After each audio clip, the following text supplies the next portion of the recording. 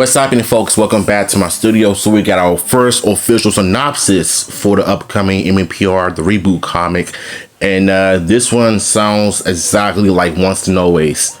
If only they could have kept going, bringing out the official series. And I wouldn't mind it being like a 10-episode show for a mini-series as far as like the plot goes. So with that being said, let's get into it. It says, in MMPR #1, the Rangers will reunite 10 years later to face the threat of Rita Rabiosa. A new uniform for a new era. The future is now with this visionary relaunch of the global acclaimed Mighty Morphin Power Ranger series. It's been 10 years since the original MMPR turned into Power Morphers and went their separate ways, but now they're being called back to the legendary command center to face a new terrifying form of familiar foe. They may not be teenagers with attitude anymore, but are they still the same heroes they once were? Ooh, this one sounds interesting. Okay, so I wanted to break down a few things. A villain named Rita Rabiosa.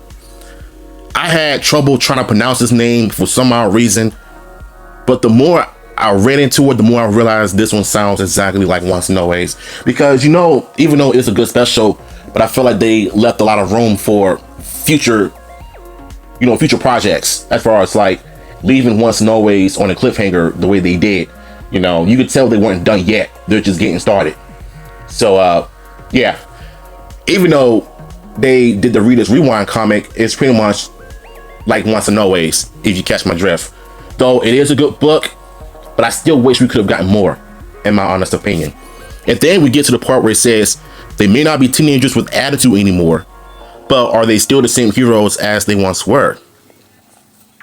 This one sounds pretty dark, because the part where it says, are they still the same heroes as they once were? Because, you know, in the 90s, the Power Rangers were a real deal.